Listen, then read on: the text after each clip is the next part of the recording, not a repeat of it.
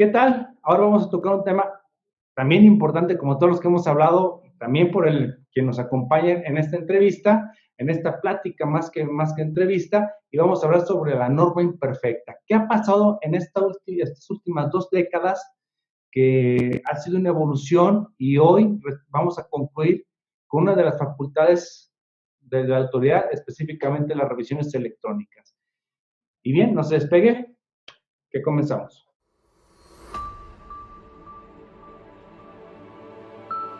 ¿Qué tal? Bienvenidos a su programa Consejero Empresarial. Ya para no abundar lo dicho en la introducción, les quiero presentar de nueva cuenta. Tenemos la compañía del licenciado que actualmente está estudiando su maestría, tengo que hacer esa precisión, el licenciado Eduardo Campos Gámez, o Gams, para los cuates, que pues es compañero de trabajo en la firma que tenemos de litigio fiscal corporativo, Degal Corp, para que lo conozcan, si ven la familiaridad. Pues bueno, Eduardo, bienvenido. Este tema va a estar buenísimo, ya nos generó creces en el despacho, gracias a ti, desde esa sapiencia y esa preparación que tienes. Siempre mi admiración y no desaprovecho cualquier oportunidad, Lalo, para expresar. Muchas gracias, Adrián. Antes que nada, buenas tardes. Otra vez muy feliz y grato de poder estar contigo. Ahora sí que las conversaciones que tenemos, tanto jurídicas como no jurídicas, siempre se llegan a profundizar y por tanto es un grato gusto el poder estar aquí otra vez contigo. No, muchas gracias, Lalo. De verdad que aquí nos vamos a pasar chuleándonos uno a otro, así que la gente quiere escuchar y vamos a en esta plática, ya tiene que ser una super plática, porque hoy voy a tomar la moda de muy geek en estos días. No me pregunten por qué, porque mi guardarropa sigue en cuarentena. Yo acá estoy ya de esta manera. Creo que la mayoría estamos en una situación así. Y bueno, Lalo, platicando de este tema, pues yo al inicio hablaba de lo que previamente tú y yo estamos platicando, que tú llevas más investigación que tu servidor en la actualidad de este tema, sobre el origen. Primeramente, vamos a poner el contexto de la ley aduanera, de aquellos años, de los años 2000, empezando, el artículo 152, 153 establecían los procedimientos en materia aduanera, que la autoridad, una vez que se prepararan los documentación y alegatos, o pruebas y alegatos, tiene un plazo de 4 meses para entregar la documentación. Y no se señalaba qué pasaba si no lo hacían esos 4 meses. Situación por la cual se fue generando los precedentes de declararlo no inconstitucional, sino simplemente ilegal. Entonces, se estableció de esa manera, y bueno, 2005 sucede, no te robo atención, algo también importante, y 2002, inicia, y 2005. Entonces me gustaría que tú abordaras los temas jurisprudenciales al respecto. Sí, efectivamente, Adrián, el artículo 152, 153 de la ley aduanera establece que la autoridad debe emitir y notificar, y aquí hago un paréntesis, también se debe contemplar el surtimiento de efectos de la notificación, su resolución en el plazo de 4 meses. Sin embargo, estaba la discusión de que como tal ese artículo no tenía una sanción expresa, si no decía qué pasaba si la autoridad no emitía en ese tiempo la resolución correspondiente. No se sabía si se tenía que considerar como ilegal o no al momento de que nosotros acudiéramos a la sala especializada en materia de comercio exterior del entonces Tribunal Fiscal. Entonces se empezó a debatir esto en la Corte, se originaron un par de contradicciones de tesis que se generaron en jurisprudencia. Posteriormente, un tribunal del primer circuito, colegiado del primer circuito, emitió una tesis con vastas jurisprudencias y señaló lo siguiente: que el hecho de que el artículo 152 no establecía una sanción expresa, esto sí generaría, en caso de que la autoridad la emitiera fuera de este plazo, una nulidad. Es decir, a pesar de que se considera una norma imperfecta, el hecho de que la autoridad se pasara de los 4 meses, se iba a traer la nulidad lisa y llana de la resolución por los efectos que traería, ¿no? Okay. Es que de verdad cuando tomamos estos asuntos y tú llevaste estos temas, pues me acordé cuando fueron mis pininos de litigio, Y pues no, pues cuando salieron publicadas esta contradicción de tesis, recuerdo que en aquel entonces comprábamos compendios del Semanario Judicial de la Federación cada mes, ahí los encargábamos en la Casa de la Suprema Corte, y bueno, al leerlo decías, híjole, padre, ya se logró esto, y luego la revista del Tribunal Fiscal era toda una proeza conseguirla, y al final de cuentas, pues, ver esos logros, porque realmente había una aplicación, no digo que mejor que la de ahora, fue una aplicación muy técnica. A mí se me hace, ya ver la versión pública del precedente de esta contradicción de tesis, y de verdad se me ha tenido bonito, sabroso, cachondo, dirían algunos amigos. Dices, no está, o sea, te emociona leer un texto así, y más cuando proviene de una reflexión jurídica muy buena, y sobre todo con un manejo del derecho administrativo que es muy rígido, pues obviamente no, a diferencia de penal, que es más proteccionista, es muy rígido, entonces debe tener mucho cuidado. Y aquí la autoridad, pues, abusaba de eso. Ya veremos los casos análogos, a ver qué opinas tú de los del Código Fiscal, y obviamente con lo que vas a cerrar. Ahora, Lalo, simplemente voy a dar la lectura, te voy a ganar esta. Tú lo organizaste, pero te la voy a ganar. Sí, precisamente con lo que señala esto, y recordemos que, bueno, aquí habla simplemente que si la autoridad no da cumplimiento dentro del plazo previsto, hablando de los 4 meses, habla de tal ilegalidad subrayada ocasiona la nulidad lisillana, de acuerdo en aquel entonces a la fracción cuarta del artículo 238 del Código Fiscal. No hay que olvidar que antes el contencioso era el título sexto del Código Fiscal de la Federación, hasta que se independizó y ya quedó como una ley ordinaria independiente. Entonces, ya hace una reflexión, dice, lo contrario implicaría que las autoridades pudieran practicar actos de molestia en forma indefinida. Cuestión que creo que es lo medular, que es lo que tú subrayaste en esta preparación del diálogo que vamos a tener. De ahí, ¿qué opinas, Eduardo, respecto a esto, para ir aterrizando la idea a la actualidad? Porque esto fue hace 18 años. Sí, efectivamente se emitió estas jurisprudencias. Yo sinceramente cuando inicié la carrera no las conocía, no me tocó vivirlas, sino ya las empecé a analizar una vez que nos tocó, como comentas, el caso en concreto. Primero, pues hay que recordar que se debe entender como una norma, y para ello cito al famoso jurista Eduardo García Maínez, que creo que todos lo leímos alguna vez en la facultad.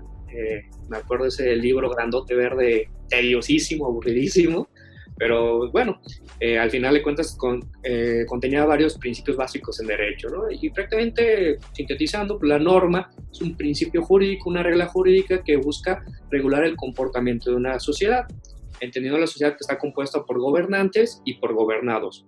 Tanto me impone reglas o principios a mí como gobernado, en este caso contribuyente, como también le pone ciertas facultades, ciertas atribuciones a la autoridad. Hay que recordar que la característica de una norma es que sea vinculante, obligatoria o coercitiva. Entonces, con base en ello, es que la forma en que la autoridad o el Estado logra que esto se cumpla de forma coercitiva es a través de una sanción. Y aquí entonces traíamos a discusión que hay algunas normas que el propio ordenamiento jurídico en su artículo, y no te hace una remisión expresa a otro, no te señala una sanción expresa, pese a que te pone una obligación o una atribución para la autoridad en actuar en sentido estricto, ¿no? Es lo que se conoce como normas regladas. Y aquí es donde empezamos a traer a colisión si efectivamente el caso del que vamos a hablar era o no una norma imperfecta de acuerdo a la consideración que hizo la sala responsable, en este caso pues el Tribunal Federal, ¿no? No sé si gustas ahondar un poco más. Aquí platicábamos, Eduardo, que hay unos criterios, son varios, sobre cuando se habla respecto a la discrecionalidad que puede tener la autoridad en determinados actos. Digo, esto es una manera de reforzar esta reflexión, este argumento, puesto que habla que hay discrecionales puras y discrecionales regladas.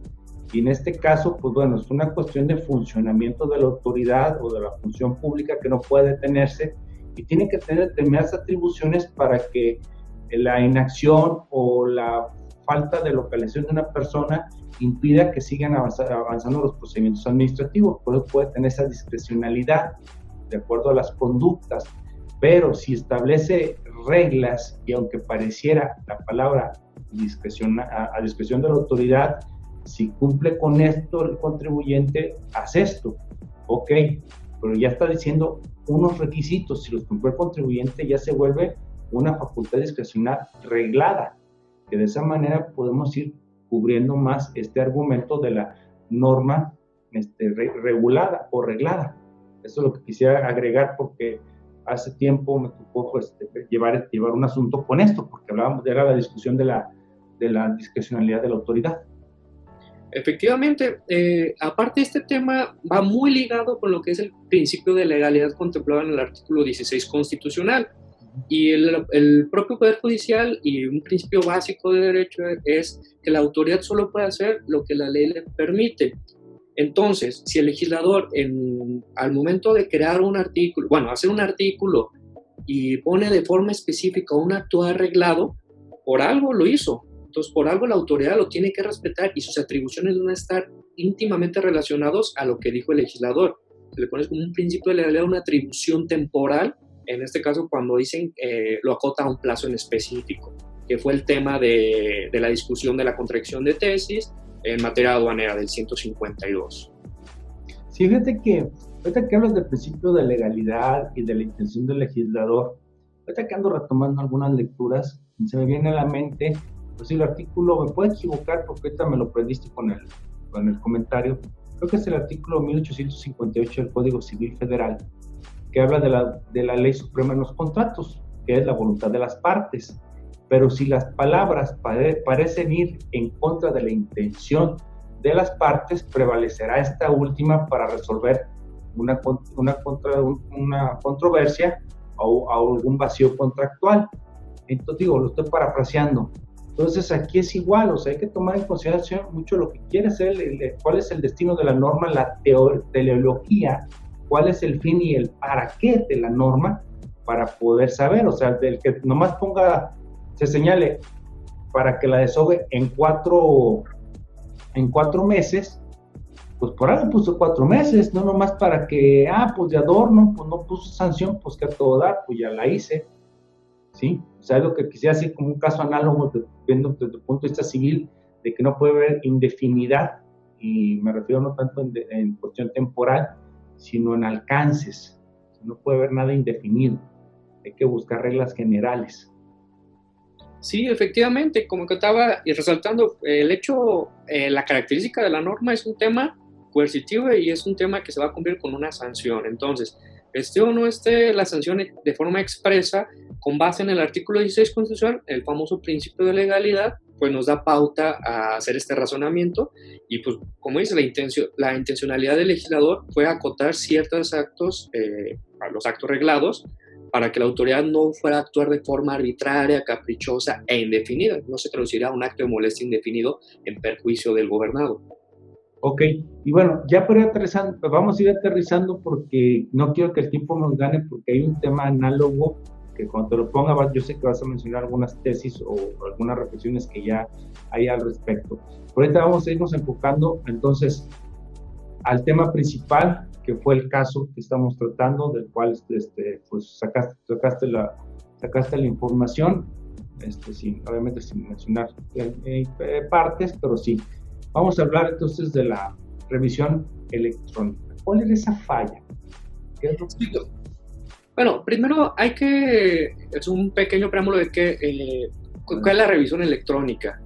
Hay que recordar que el artículo 42 del Código nos establece tres facultades a favor de la autoridad a efecto de auditarnos, 3 facultades de comprobación. La famosa visita domiciliaria, en la cual pues, es la que más tenemos en cuenta. Por regla general, 12 meses la autoridad va a ir a tu domicilio fiscal, va a levantar actas parciales y un acta final, y al final, en caso de tener una irregularidad, te va a pincar un crédito fiscal. Bueno, vas a ir un paréntesis, o sea, son las que prefiere la autoridad. Tenemos las otras autoridades, las otras facultades, pero estas son las predilectas, ¿no? Ya lo dije, y pues la revisión de dictamen, que ya cada vez se va desplazando, y la que entra es la que nos ocupa, revisión electrónica. ¿Qué es la fracción que novena? Sí, la fracción novena del 42 relacionada al 53B del código. Esta revisión electrónica, pues prácticamente todo el procedimiento, como lo dice, va a ser a través de los medios electrónicos que el SAT implemente y tiene relación, como comentaban, el 53B del código fiscal. Y hay un dato curioso porque te establece una serie de procedimientos, unas reglas procesales de cómo se va a desahogar esta revisión. Y aquí es donde entramos ya al fondo que derivó el criterio jurisdiccional 15-2020, que es el que vamos a hablar ahorita, lo emite la PRODECON, con base en una sentencia de nulidad en acatamiento no ejecutoria que se derivó en México, pero que tiene también íntimamente relación con el caso que comentabas, que se llevó. Este criterio se acaba de emitir, entonces fue también algo novedoso y a futuro nos va a permitir plantear mejores defensas. Bien, ok. Ese es el antecedente origen, revisión electrónica. Por estudio se tomó el criterio jurisdiccional de la PRODECON y de ahí, pues abajo viene el origen, ahora sí, jurisdiccional, de dónde proviene. ¿Cuál es la parte medular de esta reflexión, Eduardo? Sí, mira, el artículo 53B con relación al 42 fracción novena, si mal recuerdo, señala que la revisión electrónica, una parte de la revisión electrónica, la autoridad contará con un plazo máximo de 40 días para emitir y notificar, hago paréntesis también, surtir efectos, la resolución definitiva. Esta tomando en consideración la documentación e información que obra en el expediente, y dicho plazo, en términos de la fracción 2 y tercera del inciso A y B del Código Fiscal, del artículo 53B, contará con 15 o 10 días para emitir esta resolución en el plazo de los 40 días. Y aquí se empieza a dilucidar qué pasa si la autoridad no emite y notifica esta resolución definitiva dentro del plazo de los 40 días. Y en el caso en concreto, lo que pasa es, al momento que la autoridad te emite el crédito fiscal con base en esta revisión electrónica, tú haces tus agravios en el recurso de revocación o haces tus conceptos de impugnación en la demanda de nulidad y además de cuestiones de fondo atacas el tema formal, que en este caso es un tema que no acató la autoridad el plazo de los 40 días porque lo emitió fuera del tiempo. Y lo que pasa, tanto en el criterio jurisdiccional que da origen y al criterio que nosotros nos tocó ver, es que las salas del tribunal dicen, efectivamente, tu SAT o tu autoridad fiscal emitiste fuera del plazo de los 40 días tu resolución, pero en ese artículo no hay ninguna sanción expresa y por tanto se debe considerar como una norma imperfecta. Por tanto, no se incide en la esfera jurídica, además un criterio bastante erróneo, y por tanto se convalida el crédito fiscal, se convalida la legalidad del acto, y por tanto no se te da la razón en el juicio. Sí, motivo de ello es que se procede al amparo en la vía directa y se le señala, con base también a estas jurisprudencias que estábamos hablando en materia aduanera del 150, dices, oye, no, la sala responsable se equivoca porque está afectando tajantemente mi artículo 16 constitucional, mi principio de legalidad, porque el hecho de que el legislador no haya puesto una sanción expresa, considerando lo que decíamos anteriormente, el principio, y que la autoridad solo puede hacer lo que la ley le permite, es que el hecho de que no lo cumpla atrae la ilegalidad, ¿no? Es importante que la autoridad sí cuenta con atribuciones para emitirlo, pero el legislador se lo acotó en un plazo de 40 días. Esa es una atribución temporal.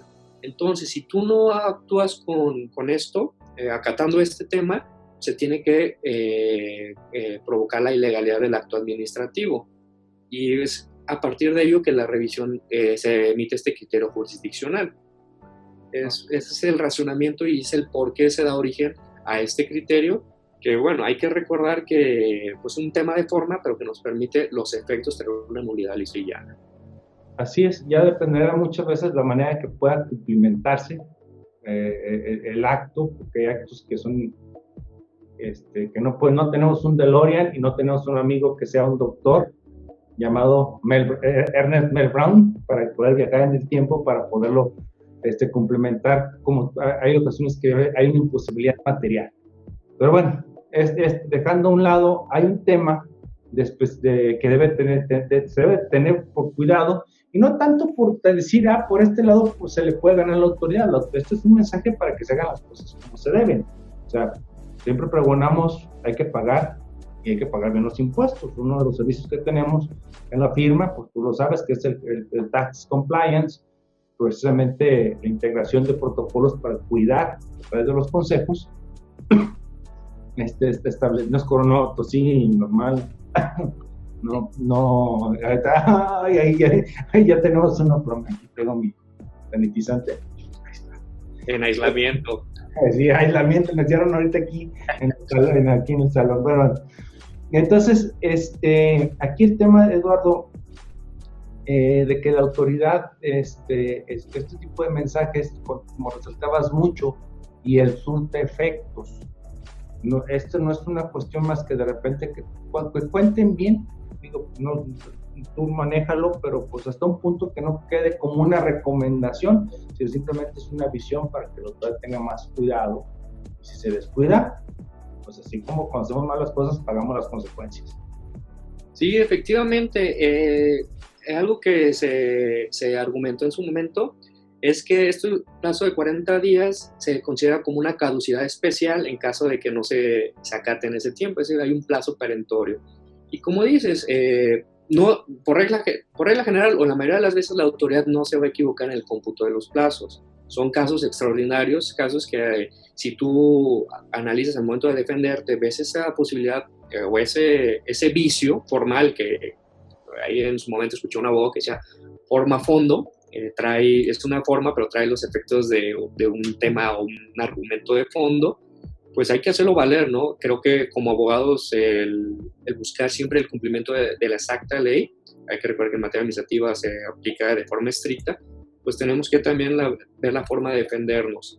Y es interesante porque este criterio y todas estas consideraciones del Poder Judicial nos permite tener una nulidad lisillana, recordando que en términos del 63 del contencioso administrativo, cuando se emita una nulidad con base a un vicio formal, pues por regla general se va a impedir a la autoridad interponer su revisión fiscal. Entonces ahí también ya podríamos buscar la firmeza más rápido y convalidar la ilegalidad del crédito, ¿no?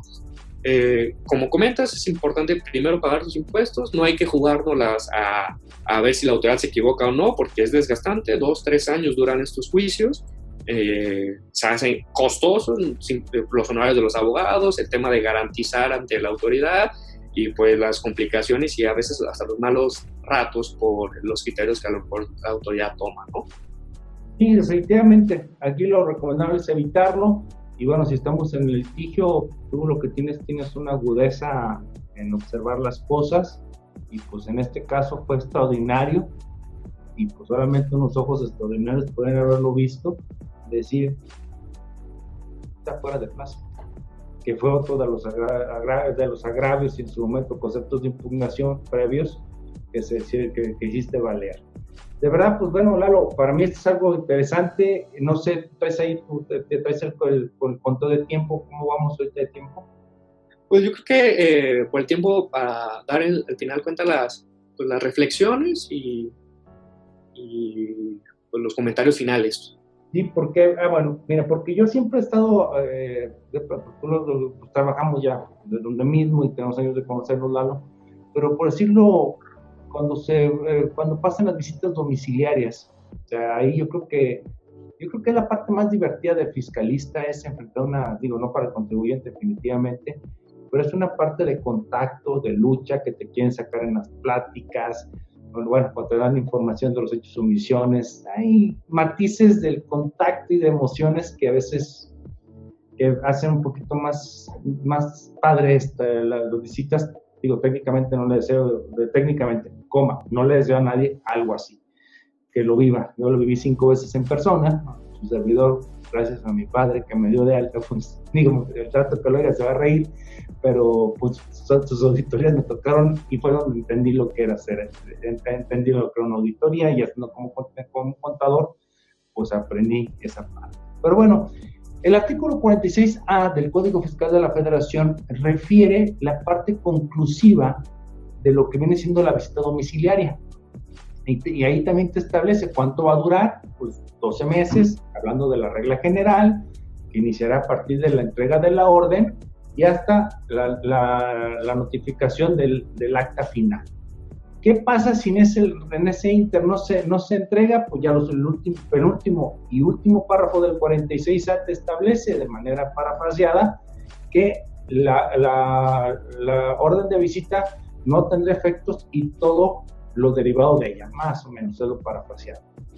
Entonces, ya finalmente, después de muchos años, eso creo que fue en el 2012, cuando se agregó hace 8 años, quizás o 2009, creo que fue esa reforma, puedo equivocarme, me ocurre esta reflexión, Eduardo, antes no lo teníamos. Pero aún así, aunque está esa sanción de que no cerraron un procedimiento dentro de ese plazo, la sanción sigue siendo ambigua. A ver, ¿por qué digo ambigua? El 53C del Código Fiscal de la Federación, me corriges, establece la no duplicidad de actos de molestia, de sobreejercicio y contribuciones ya revisadas, no recuerdo 53C o 53, ¿sí? Entonces, yo como considero el que una orden de visita, por una cuestión de que fue fuera de orden, se salió de orden del plazo, la visita domiciliaria, y por ende queda sin efecto, se tomará como que ya fue revisado el ejercicio o no. No sé si te alcanzo a transmitirte y con esta reflexión, o sea, decir, a ver, ya me molestaste, está bien, está una sanción, pero peor aún, la sanción no es clara. Para otros efectos ajenos al propio acto, sino a un derecho que hay, que no me puedes molestar 2 veces sobre lo mismo.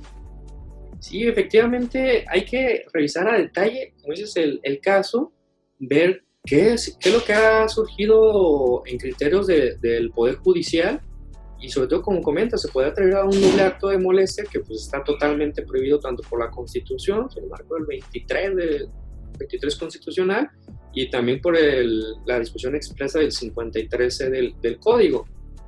Aquí sería también, hay un argumento sólido para defenderlo. No sé, ahí tú cómo lo ves. Lo pongo nada más para cerrar de cómo cuando no hay una sanción está la norma imperfecta, pero aquí hay una aparente perfección para el propio procedimiento, pero hay unos colaterales, ¿sí? Hablando de derechos que pueden ser afectados, y entonces quiere decir que la sanción es, ahora sí, sanción imperfecta. Efectivamente hay una falta de técnica legislativa, que bueno, al final de cuentas la Corte siempre con jurisprudencia es la que nos dice lo que intentó decir el legislador, ¿no? Entonces, sí, la falta de técnica legislativa nos trae este tema de razonamientos, de reflexiones que puede traernos a grandes problemas. Pues está bien, Eduardo, pues la verdad ¿qué te puedo decir? De verdad, yo me relajo, tú me mandas el material, lo leo, digo, pues es que ya cada vez la confianza completa en estos temas de lo que viene siendo el proceso contencioso administrativo, pues es plena. Tu aprendizaje y tu dirección, pues ahora pues llevas esa área en el despacho, pues ya ahora sí también, pues ahora va a ser tu gato. No, para nada. Como les digo a todos ahí, ya póngame de gato. Pues el gato nomás se acurruca y descansa. No, la verdad, Lalo, pues aprovecho esta broma por la confianza y aparte para empezarte reiterando el comentario del crecimiento que has tenido, y pues bueno, esto que estamos dando pues es un éxito que se tuvo en la firma y pues hay que compartirlo para los dos lados, para que la autoridad no la riegue, porque al final como está recaudando, y por otro lado si la regó, pues que lo tengan como argumento de derecho. Aquí somos una pareja, el SAT y el contribuyente, somos una relación jurídica. Cuando hay una buena comunicación, vamos a trabajar bien. Cuando empieza a trastornarse, pues esto que estamos viviendo ahorita. Pero bueno, será otro tema de discusión. Eduardo, pues, segunda. Te agradezco nuevamente que te hayas tomado la molestia de venir y grabar y ponernos de acuerdo para poder encauzar esta buena entrevista. La verdad, bueno, pláticas, que no puedes, son pláticas, la verdad, me encanta estar así con ustedes. Muchas gracias, Eduardo. Y no, pues gracias a ti, Adrián, por la invitación. Todavía recuerdo cuando empezamos a platicar de este asunto que apenas estábamos ahí preparando la demanda de nulidad. Y con base en ello pues, redactamos y publicamos ahí en la revista un artículo trayendo a reflexión este tema. Ahora sí que ya con certeza, con 2 sentencias ejecutorias de amparo y con este criterio, pues podemos decir que el 53B, fracción cuarta, al momento de que no se notifica dentro del plazo de los 40 días, se puede considerar se debe considerar como ilegal y por tanto trae la nulidad lisa y llana de la resolución que se esté impugnando. Falta ver que el Poder Judicial ya empieza a meter estas tesis aisladas, en su momento ya la jurisprudencia, para también darle más certeza jurídica al contribuyente, ¿no? Pues agradecerte nuevamente, Adrián, muy feliz de estar aquí, ya la segunda vez en poco tiempo, pero a ver que van a hacer mucho más, y pues estamos a la orden ahí lo que se necesite. Tenemos bastante material, Lalo, y pues para trascender lo poco, mucho que vayamos teniendo de experiencia, siempre hay que compartirlos. Que lo que hoy te sirve, que quede claro, mañana no va a servir. Entonces hay que distribuir lo poco que lo que generemos, hay que distribuirlo y tener la sensatez y con la inteligencia de decir lo que venga, voy a aprender a ofrecer y argumentar en una nueva reflexión, en un nuevo pensamiento, romper paradigmas, porque hay mucha gente que de verdad se limita, hay algunos que no, muchos que no, la verdad que, pero aquí es invitarlos a que todos nos abramos, somos un país y más hoy, tenemos un problema muy serio. Y efectivamente me quedo con una frase, ya desde que te conocí lo dices, el conocimiento no se queda, sino se tiene que exteriorizar porque te da una retroalimentación mayor. Entonces, la verdad que tienes toda la razón y pues bueno, agradecerte que traes. Ya está. Pues bueno, pues si me permite, Lalo, muchas gracias. Primeramente te despido y te agradezco de corazón. Y siguiente, pues ya saben, síganos en redes sociales, en Facebook como Consejero Empresarial, en YouTube como Consejero Empresarial TV o MTV. No se olviden, suscríbase, prímale y también a la campanita para que de inmediato le lleguen nuestros contenidos. Y finalmente, la amenaza que les hago, síganos en redes sociales, porque si no, de seguro, vamos por ustedes. Muchas gracias y nos vemos en la próxima. Chao.